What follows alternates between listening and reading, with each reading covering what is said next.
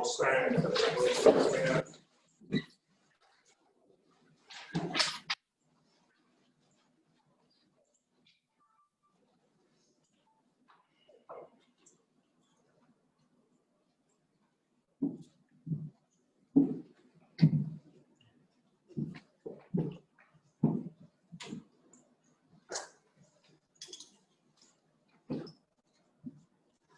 Please stay standing. I'd just like to welcome Alistair up to lead us in prayer. Thanks, Alistair. I'll keep it brief. You're right. Thank you. Let's pray. Lord, what a privilege it is for us to be in a country where we can have these prayer meetings or not, where we can believe that this is fantasy or believe that you're real. Freedom of conscience.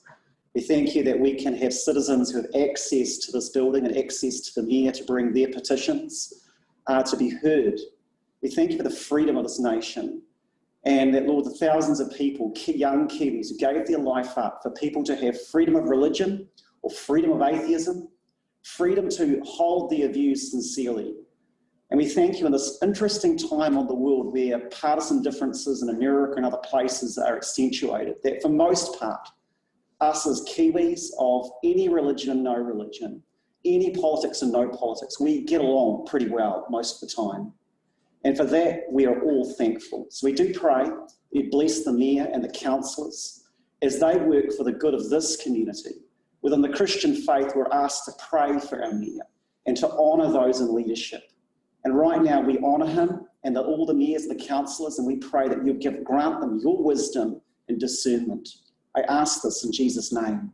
Amen.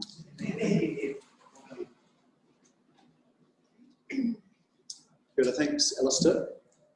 Now, please join with us in our waiata.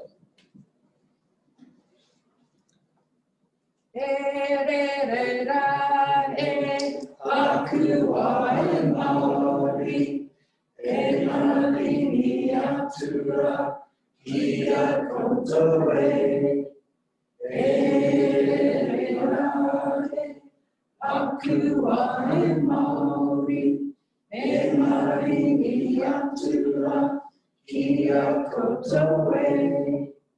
Rangi tata ki ronga puri ora kira roteta. O ara te uru ki wa oe. E rane, aku ni. Good, thank you. Please be seated.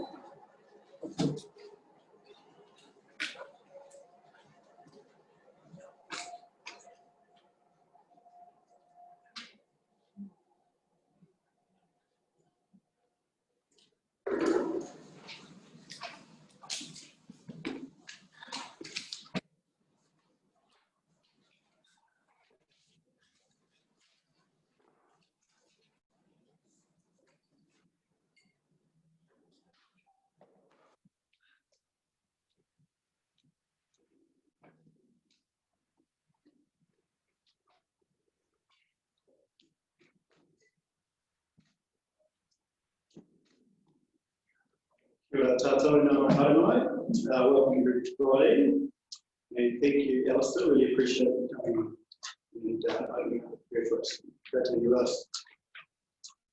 Look, we'll just move through to apologies. So we've got Councillor Peter Birth, Councillor Steve Wills, and also Ray Hissel from the Pleasant Point Community Board. We'll move those apologies, please. Matt Parker, Councillor Riley, motion to the floor. All those in favour, please say aye. Aye. Thank you.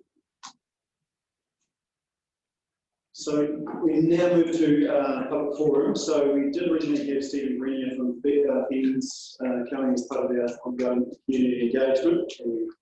And, through popular demand, we've run out of time.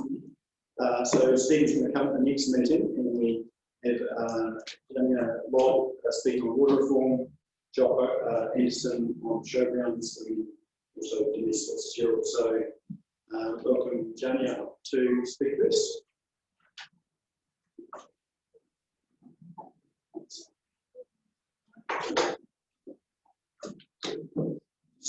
Push the button on the right. And so you've got around 5 minutes and then 5 minutes for questions. Thanks. Thank you very much. Dennis Gordon. Thank you very much, Mr. Mayor and councillors, for the opportunity to speak to you. I come to you about the 3 rules reforms that I said is a agenda item which I shall listen to later on in the process. I guess I've come a little bit late to wake up to these reforms, being grand, like COVID, whatever, but with the publicity around signing up to the memorandum of understanding that alerted me to what was going on, and I was away in level 3 in Auckland, and was finding out what was, checking on what was happening down this way. I ended up writing letters to the paper on the 12th, thank you to the Mayor. It gave a link to start going down the rabbit hole. These are the largest reforms since 1989, is what I've discovered. Sparked in part by Headlock, the 2016 event, where over 5,000 people became on the water supply and a couple of people, I think, will die. This is the biggest asset grab on our local to multi-regional control since those years in '89. But there's no involvement with the public this time around. Why is that? Back in '89, we closed the main road, the State Highway 1, we had to get special licence. So we marched from the Land Service building up to the top of the bay and then down to the sound show and held a rally with our mayors in the region and MPs there. That followed a 30,000 petition from this region, mistakenly in my name, but it was there. So I petitioned Parliament in '89 with over 30,000 signatures for our own region, a Central South Island region. We fell short. And how short it was because on Tuesday when we did the presentation to the Select Committee, that Friday they were going to print with what they'd already planned. So they were we appeared at the Select Committee. We were told afterwards, not in writing, but by Morrison Teague at the time, that we were this close to getting our own region. It was the printing deadline that stopped it. But they agreed to put pen to paper and to create a Central South Island, South Canterbury standing committee on the Regional Council at that time. I spent the first 6 years on that committee and it became a very useful liaison committee, but it did not do the delegation of authority that it was designed to do. After that, well, the health reforms followed and we lost the equivalent now of the DHB to Christchurch. Fortunately, we did come back. And we've had ongoing regional losses like Ara to Christchurch and now on its way to Hamilton. Why is this reform package, though, not in the public view? Nobody talks about it. When you talked about TDHL was selling Alpine, the community got fired up. We don't like losing our assets in this area, but nobody knows. People must care about their water supply, and I'm sure they do, and you will depend on it. But nobody's talking about it on the ground, in reality, what it will mean when these water reforms happen. We have 30 years of examples of asset aggregation, combining things go into a bigger area, particularly with Christchurch area, where things have gone wrong for us. We have been shafted as a region, and I see this has been no different. This, we're talking about a council, a CCO, council organisation, council-owned organisation, a little bit like TDHL is, and we can see these reforms are TDHL on steroids. So I've been through cabinet papers, and I've been through the Water Services Bill, and Agenda 2030, looking at Goal 6, which this relates to. The new regulator's already been formed, Taumata ROI, that will take government policy and dictate to whoever the service providers are. It will provide the standards that will create the audits. And that's there, it's punitive, the bill that's gone to the government will be there because we have not been disciplined in the past, and there are at least 60 people in Northland that have been on that oil and water notice since 2003. There's Havelock North, and the rest of you apparently are not very good at doing your job because they are, and since COVID it's got worse. You're going to have a 10 to 25% drop in income, and your ability to deliver on these services that you have been charged with and not been up to date is going downhill fast. So in the cabinet papers it was quite clear that COVID provides the opportunity to sweeten the pot for you to sign the memorandum of understanding that came to you, $761 million worth of sweetener towards councils, so that you will consider going in and forming these new water suppliers. On the 28th of July, the bill was introduced, the Water Services Bill, so you will all be getting to move around and go on. In August, the memorandum of understanding came out, you had to have it signed by the 31st, and by the end of this month, which is not far away, you have to have your plans signed and adopted and ready to go.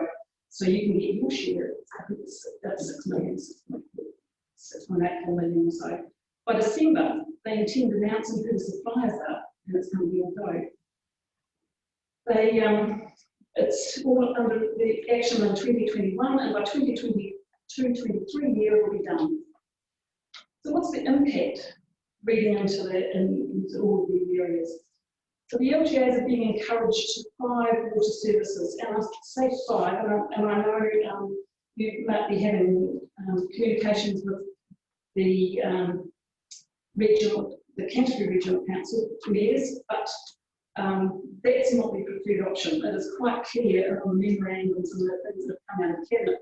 The preferred option is 3 to 5, but a very small number of water service providers.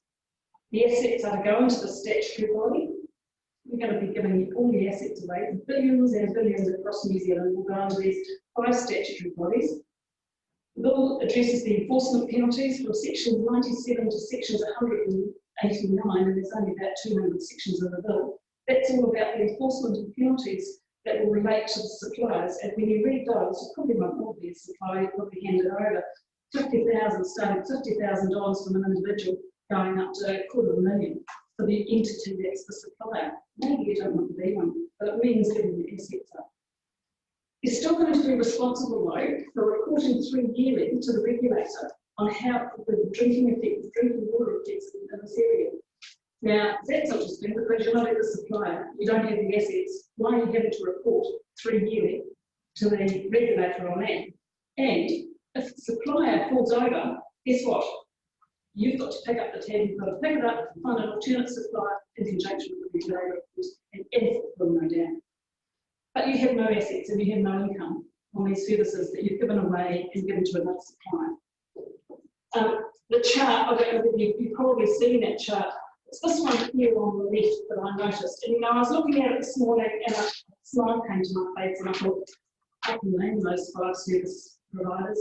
From Blue Water Services in the north to Highland Services in the south. We're going to be part of the Crusade Water Services. And the Crusade Water Services has got to cover areas like the West Coast, which is the highest at 90,000 estimated cost per rateable property for wastewater plants that discharge to coastal and fresh water. That's number 1, highest cost in the country. Number 3 is Marlborough.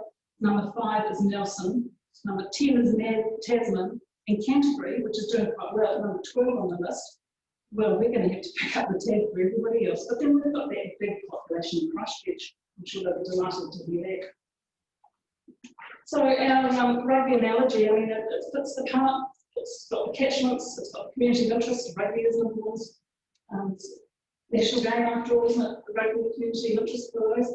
But that's where we're headed. So where to now? Well, I'm going to ask you, the council, this has been behind the closed doors. If you want support, if you don't think that this rugby analogy option is where you want to go, then you need to get the people behind you and you need to get them out now. Council can't afford to stifle public consultation on this. After all, you've had Alpine, well, that was the last council, but when that came out, people were not amused. I have a feeling that you're going to hear from the CBD versus showgrounds very shortly. The people are not amused. The people will not be amused when they consider that our millions of dollars worth of water assets that we've put up over the years, and those that you don't even necessarily own outright, but that you you are the supplier for, will all be going to a monolithic organisation that will have the responsibility for providing those water services. from West Coast and down here in South Canterbury, right to the tip of the South Island. What will the impact be on South Canterbury? Well, I reckon it'll be pretty dramatic. There'll be lost dollars to the economy. All the services and money that comes to me now will go up the road.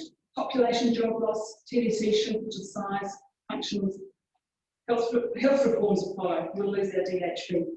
Energy reforms, you may or may not know, but the TDHL and Alpine, we've got a history that over 10 years or so of that being under threat being amalgamated. The large retailers do not believe that 28 line companies are a right number. They want to shrink it. When this goes, it's like all of the,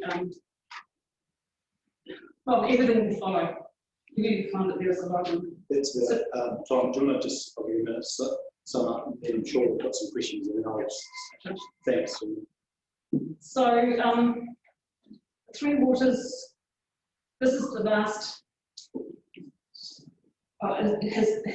was introduced at the last council, and you have obviously picked it up and had to run with it. But the acceleration and pace of this, after all, under Agenda 2030, these goal 6 of the waters reforms have to be through by 2030. So you're under a bit of time pressure to get things organised, but we've still got plenty of time to discuss more.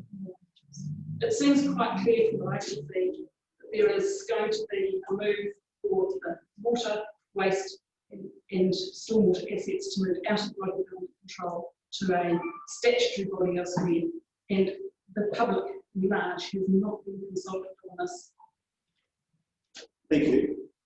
Thanks, and great. Appreciate the phone call the other night as well. Any questions or comments from any councillors, and I can probably sum up their position. Okay, cool. Thank you, and look, we very much share your views, and I mentioned that to you the other night. Look, I was one of 67 councillors across the country, and I was the only mayor that spoke up at the time around this, so I think we're very much on the same page. For us, the consultation that has gone on with councils and DIA doing a tour around the country to give us information, probably from that meeting we had more questions than answers. And so for us too, and I totally agree with you as far as public consultation, and we will be doing that through long-term plan process around the water. So we believe definitely along your views that public need to be well involved and informed. However, at the moment we've got so many more questions than answers, so it's about being able to deliver accurate information to the public as well. But look, when we promised Jacinda Ardern was down last week, we mentioned around centralisation, the education, whether it be health, as you mentioned, Three Waters is another one, ACC, and that affected Timaru, the movement of those officers to both Hamilton and Dunedin. It's affected our district, and centralisation doesn't work for us. And with this specific one, Three Waters, we have been told that ultimately we have an opt-in, opt-out, and so we don't have to sign up to those models. And yes, I agree. I think the preferred model would be Circuit 12. Might be the only way that I make one of those teams. Sign up to that, but I'm not going to be in a hurry to do so. So there's a lot of water to go under the bridge, but I take your point, and we will be very active and keep the public fully informed on this. Yeah, and thank you for coming. And as I said, feel free to touch base anytime around any concerns with the Three Waters. Thank you. The 1st of December seems to be a key date until it's been announced, so you haven't got much time for consultation. I'm not sure if you're correct on that one. What was that one in regard to? I think announcing what form is the structure will have. It's on the cabinet plans. No, you might not have been told that, but when you go down the rabbit hole and read the yeah, sure. you find out the information. Yeah, I think that's right. We've got DIA in the building, so question. Thank you. Thank you, John. Oh, sorry, apologies. Councillor Puddington, do you have... Could we just follow that date up? Yeah, we will. Yeah. Just to confirm what exactly is happening on the 1st of December, Yeah. because that's not what we decided. No. Thank you. Look, and I think what's in the papers is a realistic timeline, probably totally out. We'll follow up on that. Sorry, apologies, John.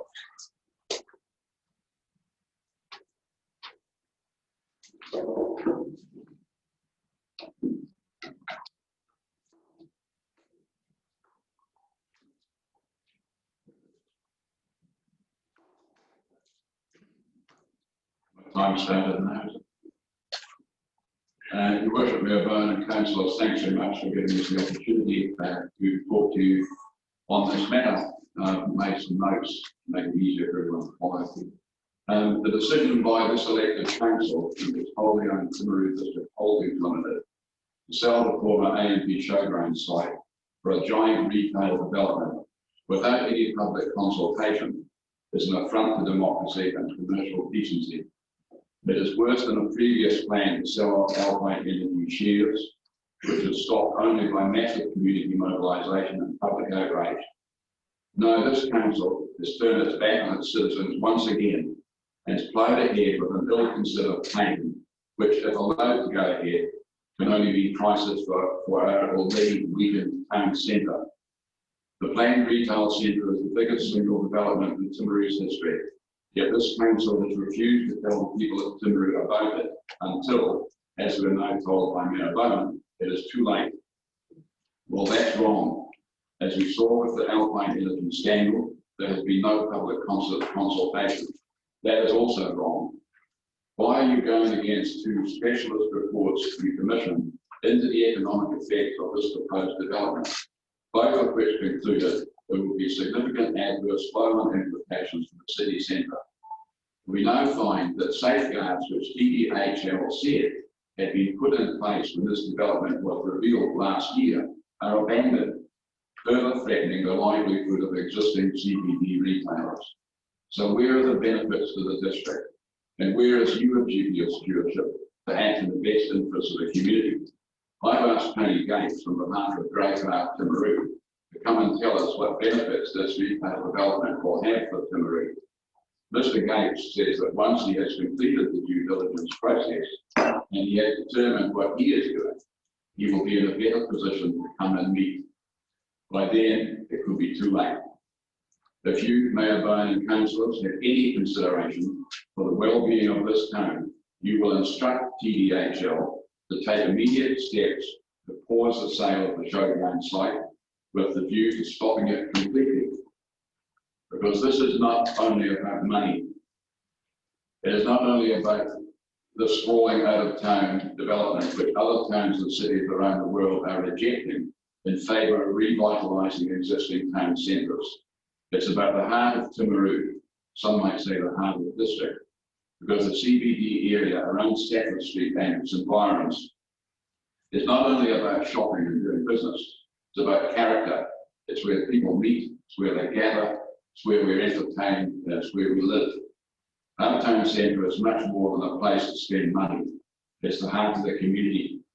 If you, Mayor Bone, and councillors and your secretive TDHL want to avoid being remembered as the villains who strangled that heart, then say no to the showground retail. Save our town centre. You can do it if you want to. Thank you very much for your time. Good, thanks, John. Questions? No questions for John. Thank you. Deathly silence. Deathly silence. I don't know about that. No, that's right. And I know welcome Denise for actually talking on showgrounds as well, so we can save any comments for them or questions. Thank you. Please come up, Denise. You're in the hot seat.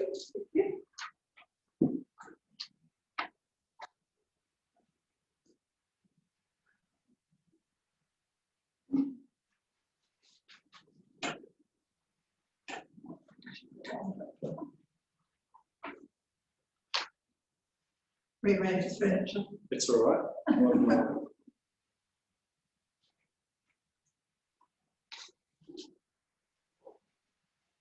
Test, test, can you hear me? Yeah, you go for it, Denise. Thank you. We worship the Mayor, councillors, council staff, members of the press, and members of the public. It's good to have the chance to speak to you today.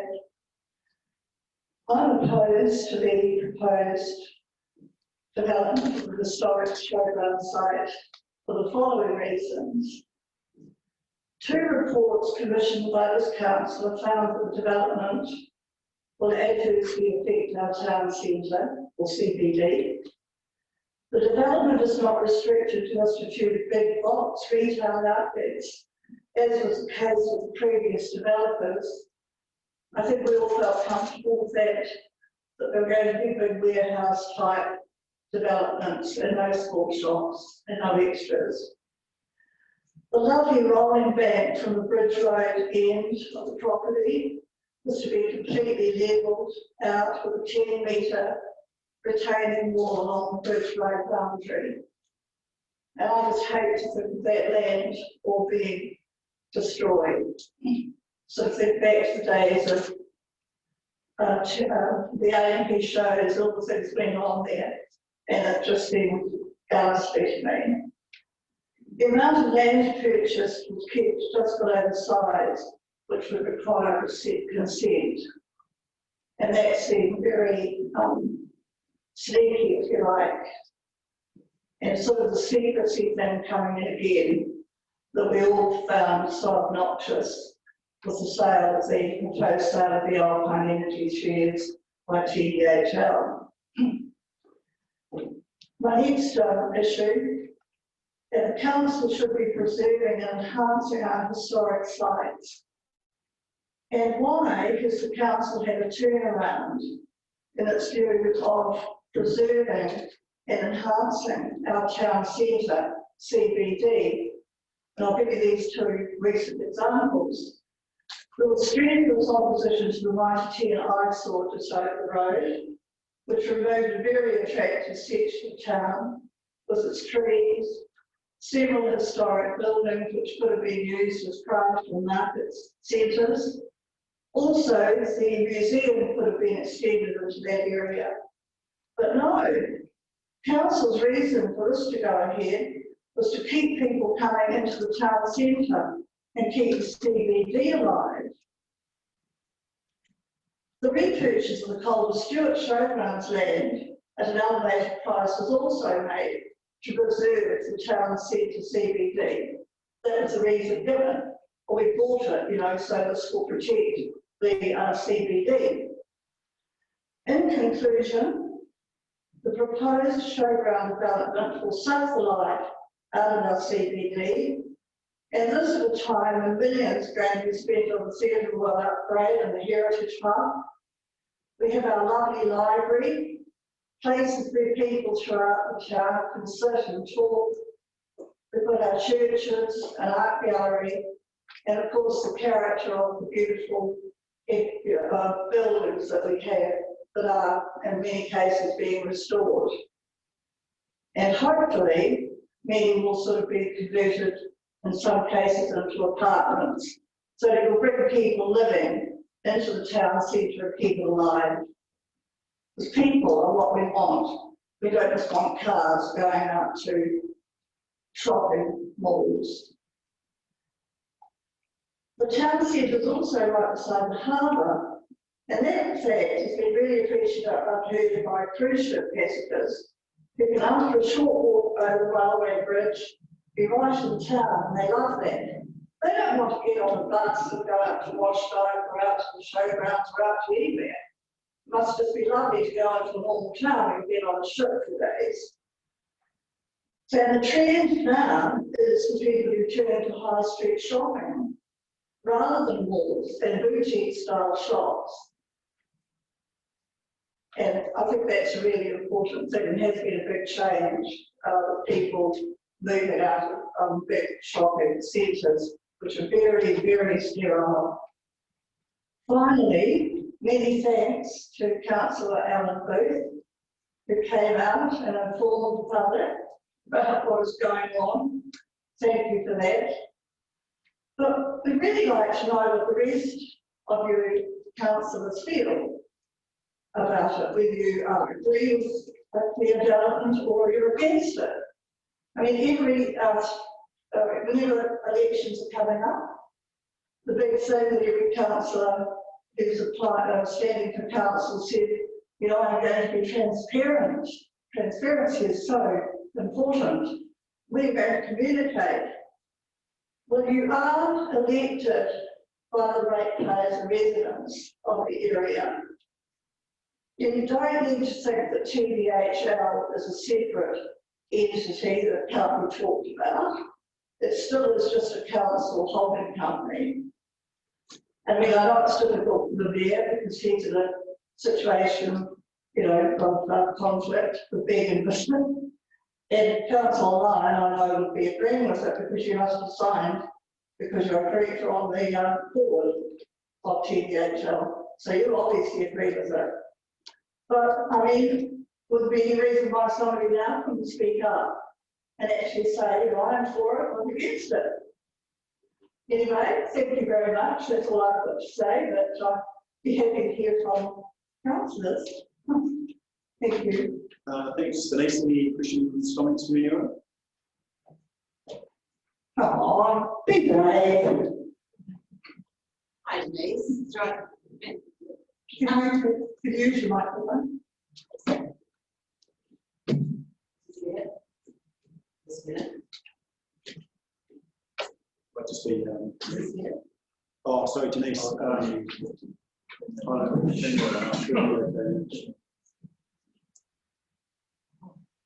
I'm sorry. Oh, Denise, this is better. This It's just minute. a little bit lower, she's not turning up. So,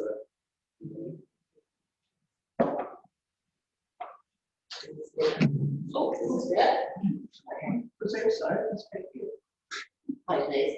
I'm quite comfortable with how I sit with my opinion about showgrounds here today, and I'm a little bit big on showgrounds. I don't see why it has to be one or another. I don't see why we cannot enhance the CBD and get a really good vision for that. We're not giving up on CBD. Yes, you're right, it's more about boutique shops. Let the boutique shops come, let the cafes fall out, let there be traffic out of CBD and let it be a walking street. There's so many options. So I'm quite comfortable today to say, yes, I support the CBD and I support the development on the short showgrounds. Thank you. thanks, Lily. Anyone else? Councillor Peter. Hi Denise, look, I'm in an awkward position that I was elected, so I was no part of previous decision making, and I am struggling because as councillors we have not been able to see the sales and purchase agreement for the district or for the showgrounds, so I don't know what protections have been put in place. What I'm going to say is I am for the big box development, but I do have a lot of concerns over the smaller size shops that have appeared around that. Thanks. Thanks, Joe. Thanks, Councillor Peter. Anyone else? Yeah.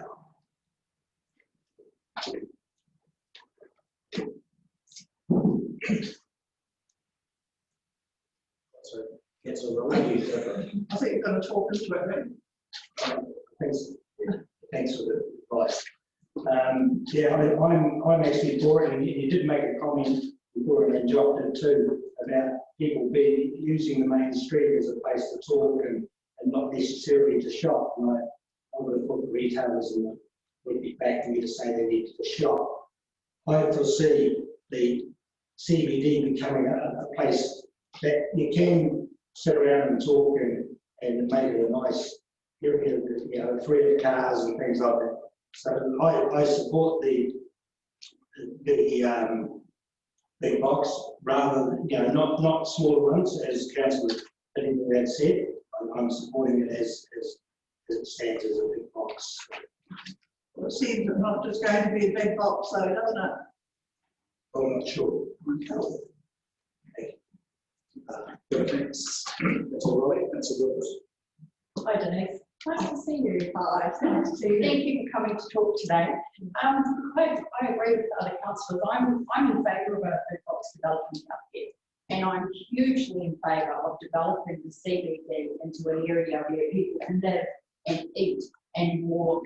You know, get some of that traffic over there. And I think we've seen some really exciting new little boutique shops open even just in the last few months, and I think that holds a lot of the future of our CBD right here. And it will be, I'm really a big box shopper myself, But I understand that lots of people are, so I think we'll have offerings for both groups of people. And I'd like to think that if we sort of, we can really develop the CBD to be that place that you mentioned, that's that new kind of retail where people are out for the experience, they're walking, they're eating, they're talking, and their shopping is of a different kind. It's the boutique shopping. Thank you. Next, Councillor Fortis, Councillor Oliver. Hi, Denise, how are you? Hi. Thanks for coming along. Yes, look, I've always said right from the go that I was for the big box. I was assured that there was caveats in place to help with, obviously, without the reputation for the CBD out there, if there was any. I just think that with possibly the new K1 going to Ashburton, because I live in Jordan, I see that people will gravitate to Ashburton more, which is a bit of a worry for me going forward. So yeah, I do support it. I like to think that there is definitely some things in place there for the CBD. I think, but in saying that, I think there is a real option because obviously we live out in the country and we've got a pretty good tourism route. We sort of falls on our feet a bit, but I think there's a real opportunity for the CBD group to enhance the CBD and bring something to council that will give them something to work with in the future. I don't know that I've seen that yet. So I think there are some opportunities here as well. Thank you. Well, thanks, Councillor Oliver. Councillor Lyon. Thank you, Richard. Hello, Denise. Hi.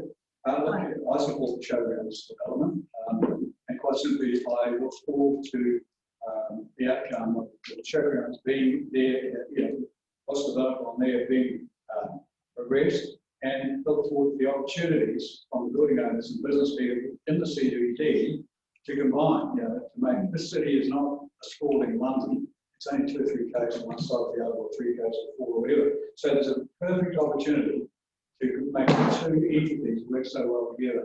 And we have lots of challenges within our community, and one of the challenges is that as a council, we can be supportive of all the things that can move it in the district. We don't own the buildings on the main street of 7th Street. We will support in the ways that we can potential developers, but it needs some direction, and I guess it always involves money, some commitment financially to make these things happen. So in the meantime, I think our community deserves the showgrounds development. All I hear from most of the people I talk to is let's get on with it. We're looking forward to that opportunity. We're looking forward to more people coming to the showgrounds hill. We're looking forward to those people having an opportunity to then drive into the CBD. And that's the important, exciting thing that we've got looking into our future.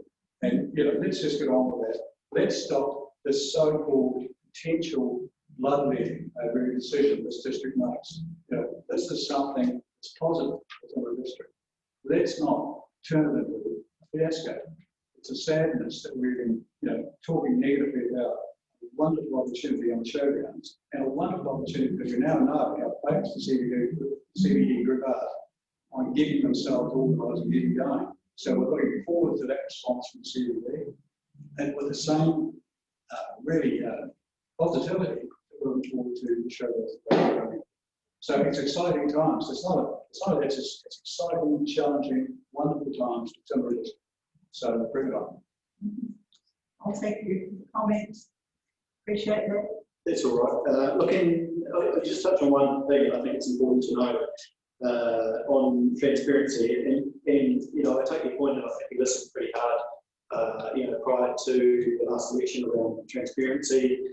And this specific thing does mean quite a bit to me. And this council as a collective has taken something that was in public excluded. They've put it out there in November, and I understand the reasons why people didn't quite understand, and I know some of those safeguards are not in public. I understand the issue around that. I want to hear that. But we've also taken something that was in public excluded, taken it to the public. We've informed some stakeholder groups. I know there's some issues around understanding of what we were informing, but we informed yourself last November, the CBD group, and the Chamber of Commerce. And at the time, there was not a lot of It was 9 boxes, and that's unchanged. And in the paper at the time, there was 1 or 2 articles maybe, and there was not a lot of discussion in the community at the time. I actually thought there might be, but there wasn't. And also, as far as our record around transparency, council previous to us met only 75% in public. This council was meeting 93% in public. So we have made some significant moves, but we also hear all the points that have been well articulated today. So I really appreciate it. Thank you. Yes. Thank you.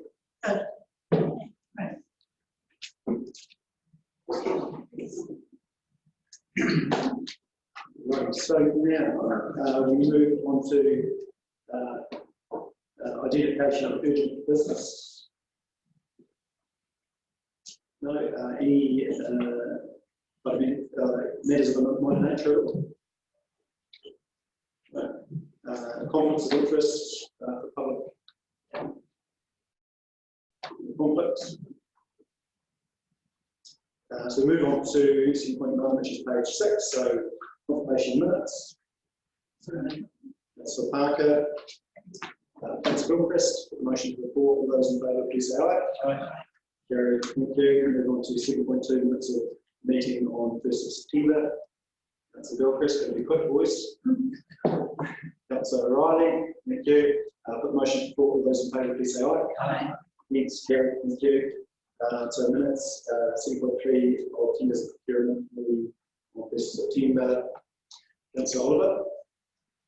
Happy to move. Can I second it, please? Councillor Lyon. Motion to the floor. All those in favour, please say aye. Aye. Against. Carried. 7.4 now, page 25. Minutes for directors and trustees of the subcommittee meeting. 21st of August. I'm happy to move that. Can I second it? That's Oliver, thank you. Motion to the floor. All those in favour, please say aye. Aye. Yes. Carried. Thank you. So now to 8.1, which is speakers' functions of the chief executive. That's a Parker. That's a Gilchrist. Motion to the floor. All those in favour. Aye. Against. Carried. 8.2, schedule of functions to by the mayor. That's a Gilchrist. Put the motion to the floor. All those in favour, please say aye. Aye. Carried. We're efficient, aren't we, this council?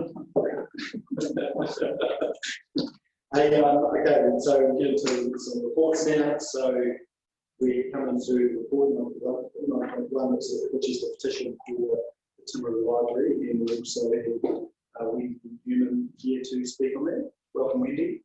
Thank you. And we've got the team from the library. So what we might do is hear Wendy, and we'll get the library team up if we need to. So could you just, there's a button on the right, Wendy, if you push that, and, all good to go. Thank you. Thank you. Thank you for this opportunity to speak to this petition. Adult entertainment is suitable for children. Petition reads, parents, grandparents, uncles, aunties, caregivers of children in Timaru, New Zealand request that our public libraries not be used to promote drag queen storytime sessions. Let our little ones enjoy the innocence of childhood without being sexualised by inappropriate adult entertainment, which is divisive and not inclusive. I'll read the executive summary. On behalf of the residents of Timaru, I draw attention to the Timaru District Council, the Mayor, the Chief Executive Officer, and library management to the controversial and divisive practice of hosting drag queen story time in our public libraries.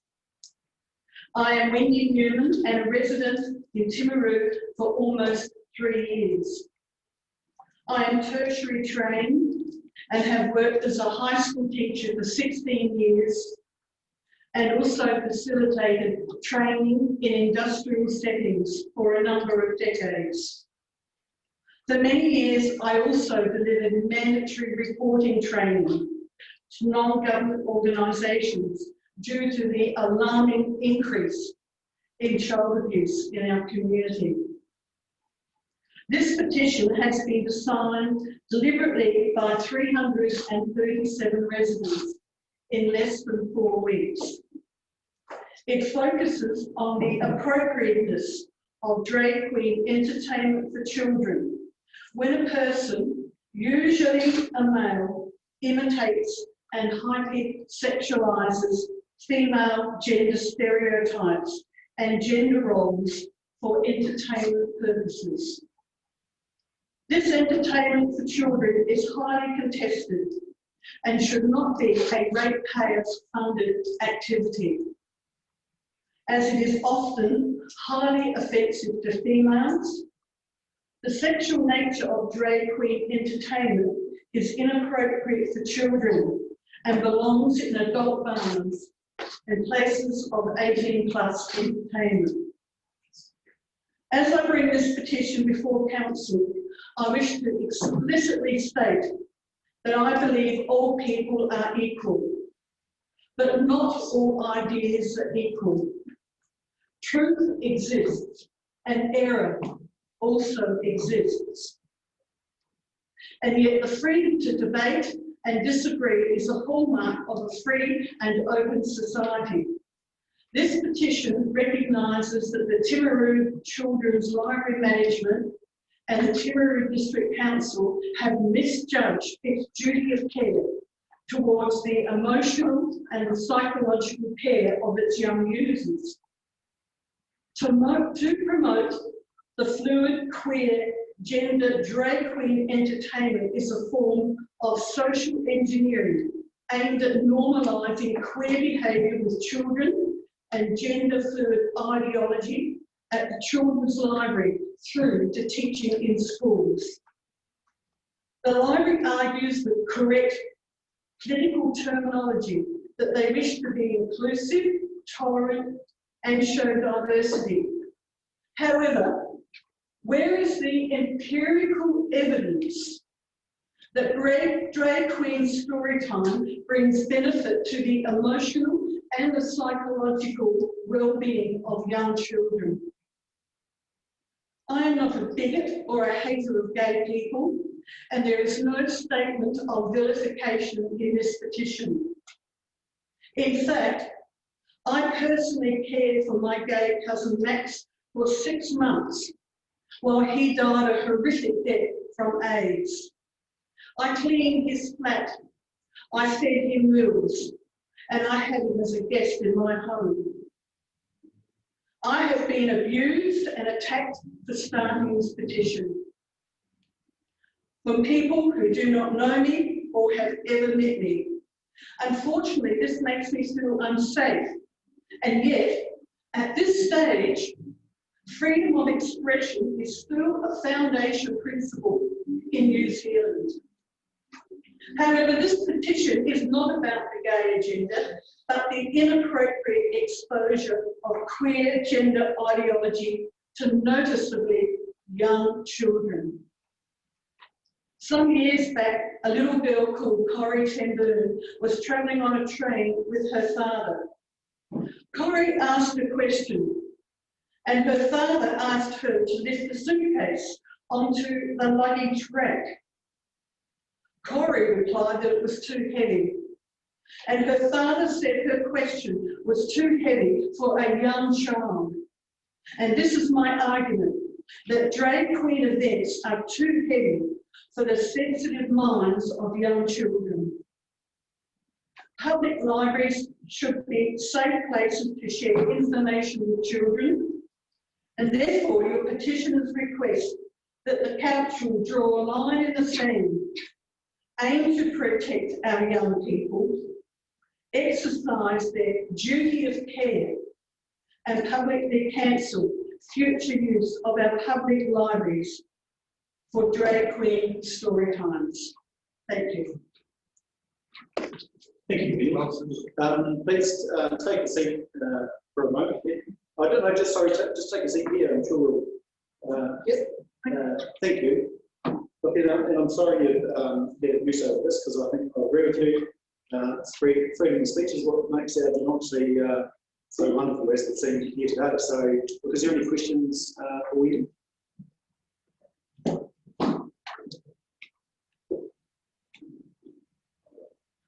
So I just had one question, and it was your concern with normalising queer behaviour. I just wanted to dive into that a little bit. So is that linking normalisation of queer behaviour to the fact that, you know, are you saying it's learned behaviour, being homosexual or gay? That's what I'm saying that when the publicity came out, that one of the statements that was made was that they were aiming to have acceptance of them as drag queens, which implies the normalising of their behaviour. And I think in the full report, which I hope you'll see, I've expanded on that a little bit further. Thank you. And just one final thing from me. You know, you talk about a duty of care. You know, most of us with young children, I've got 2 daughters, and I would see the duty of care sitting with me around a decision, I guess. I can either send my child or take my child to the library. What are your thoughts around that? The parent ultimately having the duty of care. Yes, I agree with you. Yeah. I do believe that parents should be those who teach their children values in life, and that they have those choices to take their children or not. But at the same time, I believe there's institutionalised duty of care coming from the leaders of our society right down through the council until the activities that happen in the library. Thank you. Just got a couple of questions from the floor. So I've got Councillor Riley first. Thank you for that. As you say, it's a democracy. When you talk about these people being dragged and things like that, you know, do you not think like someone going to a pantomime or something like those lines? Would you not agree with? Would you not send any of your children or anyone to a pantomime where they dress and these people they're being allowed or not so many allowed going to schools now for the last 5 years. Now, I mean, I don't know anything about them at all, but I just feel if they had any connotations towards promoting drag queens in curious ways, I thought they would have been pulled up by now. Yes, well, we hope so. And that's just if I could just, you know, what I understand is they had to. There's 3. They maybe had 3 lots of shows on, so there is a need, and making our worship saying about parents having the care and being able to send their children along up to their discretion. Maybe there's too many questions. No, that's fine. In the report, I put here that the pantomime figures of Donald Duck and Minnie Mouse never had an agenda to groom children to question their own personal agenda. And I think this is the difference between what we experienced as children when we saw pantomime figures and drag queens in libraries with young children. Also, may I draw your attention to the very back article. I trust you've all seen this in a handout. It was called "This Drag Queen Has Just Dropped a Massive Truth Bomb." And you can check her up on Google, Kitty Demure, or him. He says, quote, "What in the hell has a drag queen ever done to make you have so much respect for them and to admire them so much than to put on makeup, jump on the floor, wrist around and do sexual things on stage?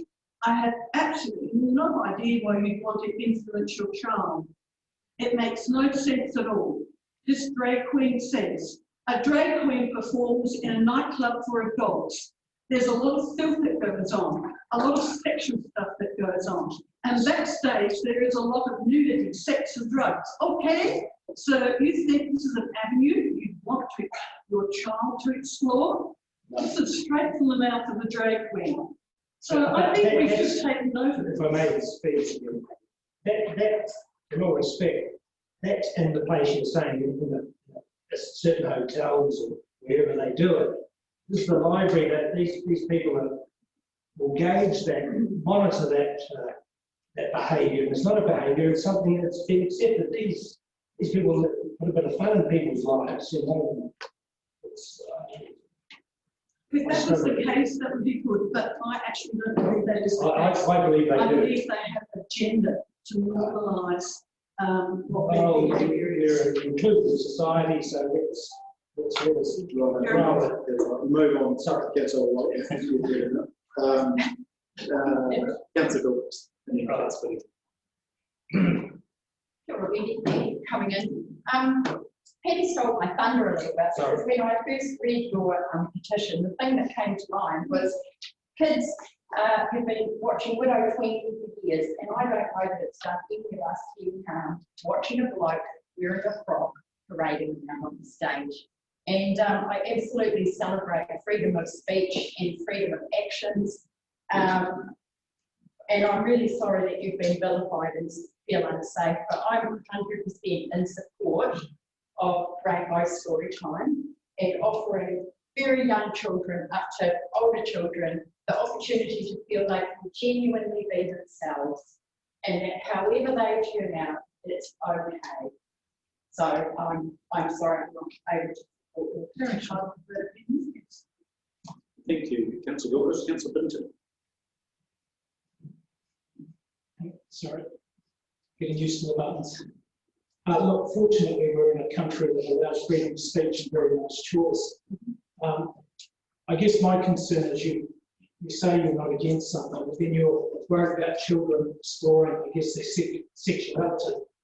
I totally support the LGBTQIA community, and this is just part of life in New Zealand now. So I'm with the mayor. It's up to a parent if they don't want to take their child to the library or to rugby or to a movie. Absolutely, there's choice. But I wholeheartedly support Rainbow Storytime. Child, your opinion. Well, thank you. Look, I think we can probably draw it to a close. I appreciate you having and coming to this chamber, to the point around freedom of speech. That's exactly what it's around. But I don't believe in any way that these people will be grooming young children.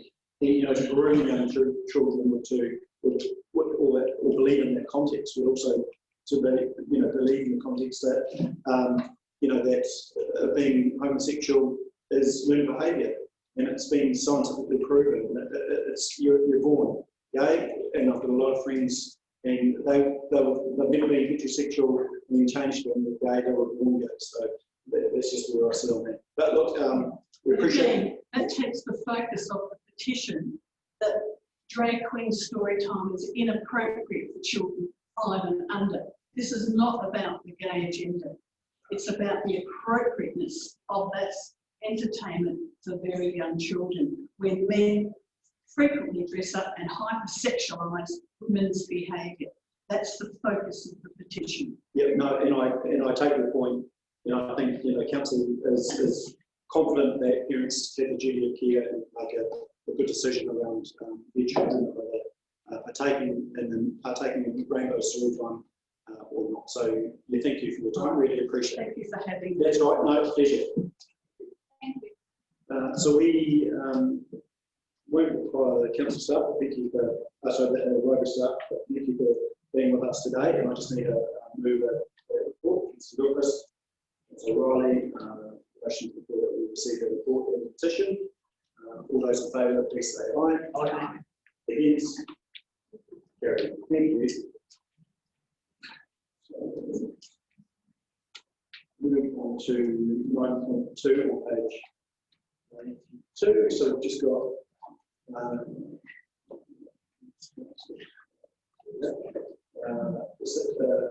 common seal. Is there any questions around that for the Chief Executive?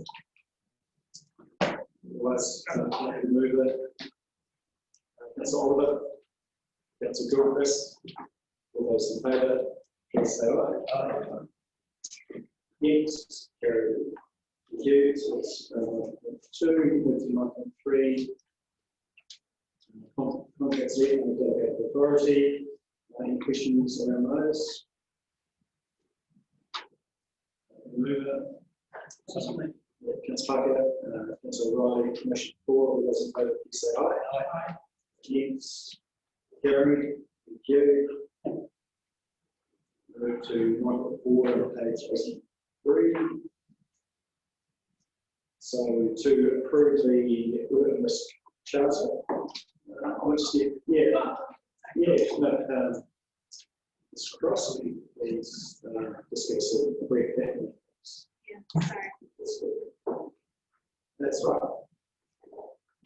So Ernest Bernard, the risk insurance and executive report was unveiled today, so I'll present this. Essentially, this is to do with working at sort of what last witness committee meeting was that they looked at the charter to essentially make sure that we're providing coverage of the full breadth of responsibilities of the committee. So the charter really stepped out there in terms of business essentially for the committee, which has been updated for a while. So in the last risk committee meeting, this draft charter was endorsed by the committee, so now it's very well. It doesn't mean an extension of the current functions that were delegated to the committee on the meeting. So it's really just agreement to the charter. And any specific questions from that? Everyone happy? I'll be able to move that. Councillor Gilchrist. Thanks, Donna. Appreciate that. Got a motion from the floor. All those in favour, please say aye. Aye. Yes. Very thank you. Move to 1.5. We've got cash.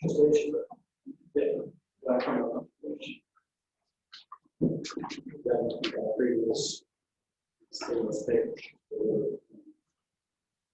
And it's just the benefit, because we've discussed regulars a little bit today, and there's a lot of work to go under the bridge, for want of a better expression. But could you just give a little bit of a background, if that's okay, just for the public members of the public that are here, because it's going to be a long journey, isn't it? Absolutely, and it's well started by now. Council at its last meeting signed an MOU, authorised the signature of MOU with the government. That has been done, and part of that MOU requires a delivery plan to be provided by the end of this month. We're on track to do that. So the government's, to encourage us to participate in the discussion and the determination of the future, have offered Council $6.8 million effectively for new work, must start by 31 March. So the emphasis for government is to do more. This is not about doing less or saving money, it is to do more and to do better in the provision of water, sewer and stormwater services to New Zealand.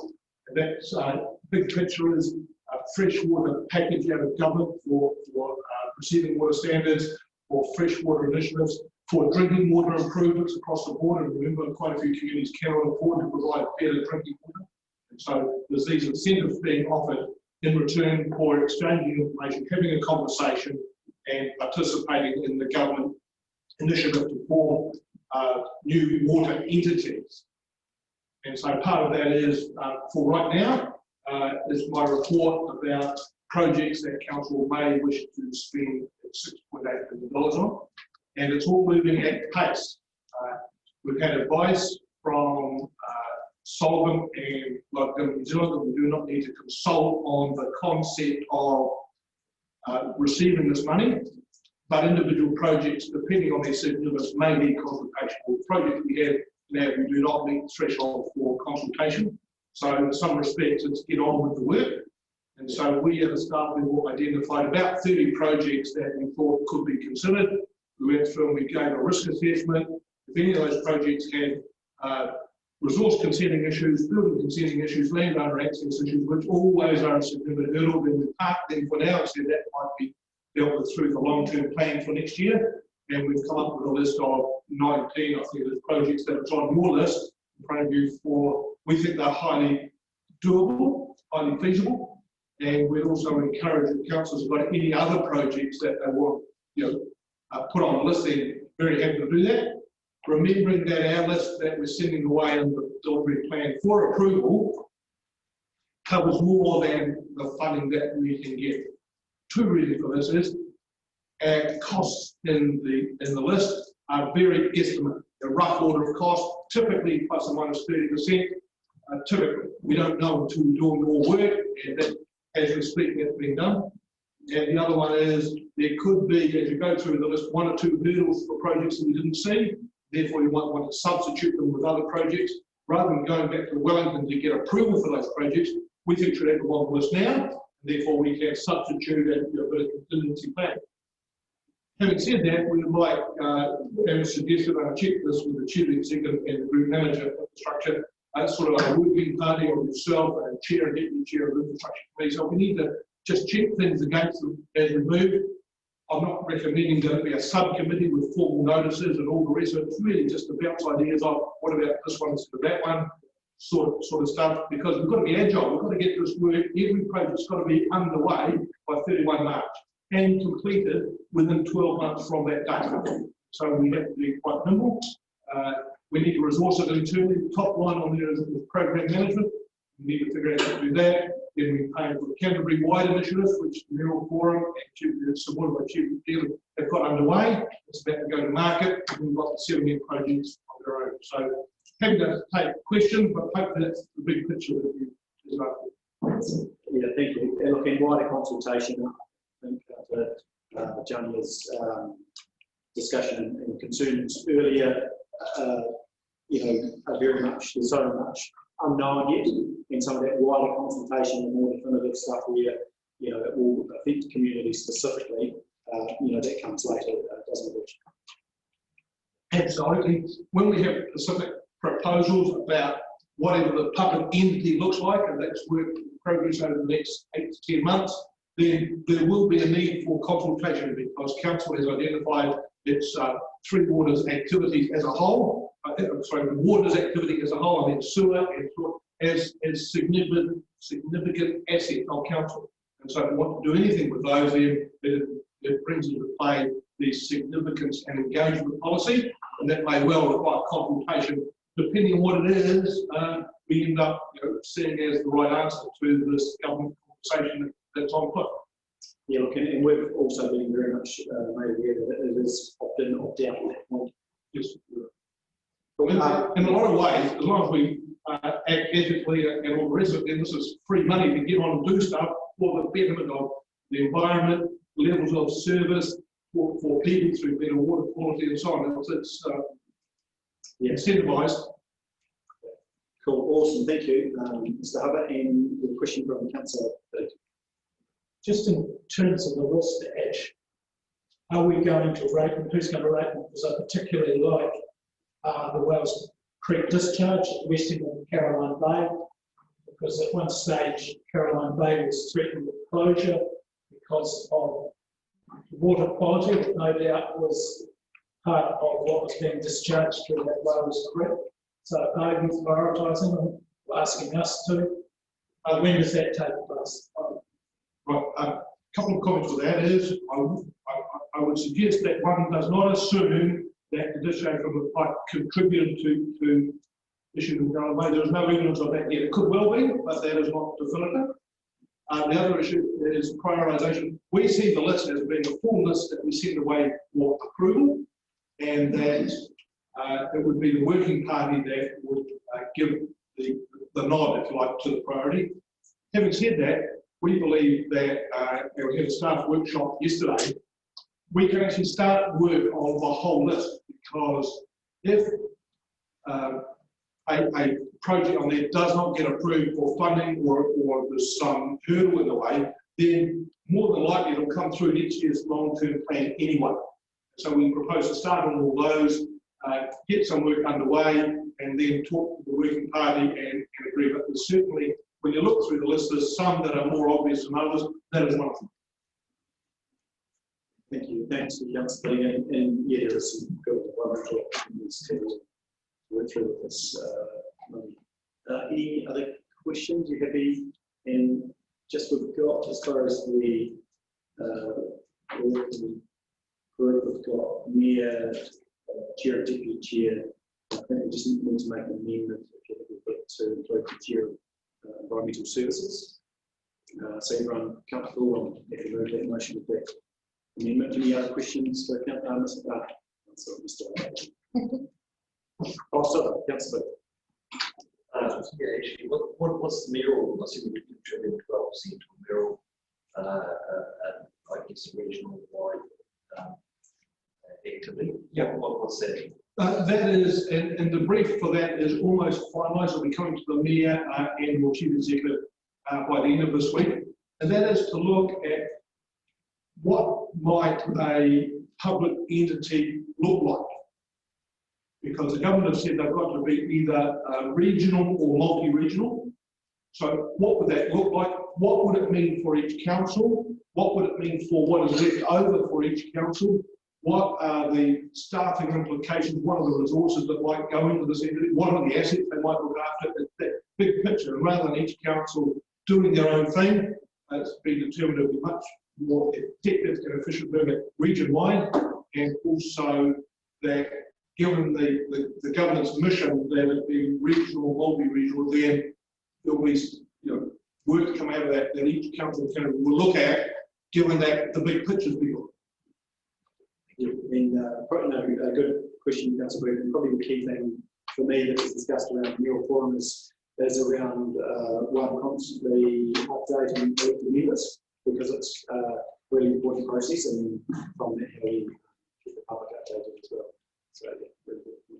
So any other questions? Sorry, I missed you before, Councillor Burke. I'm moving, and I was seconded, Councillor Gilchrist. The motion of all 1 through 5. Motion to the floor. All those in favour? Thanks.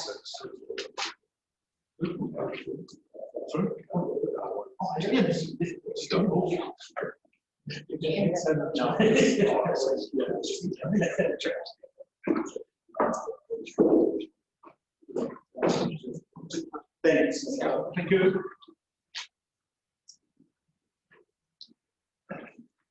Thank you. So now we know urgent business and we know one of nature. Forum was requiring consideration. Is everyone comfortable at the moment? Anything else to? No. Cool. So can I remove the exclusion of public? Councillor Roger, Councillor Gilchrist.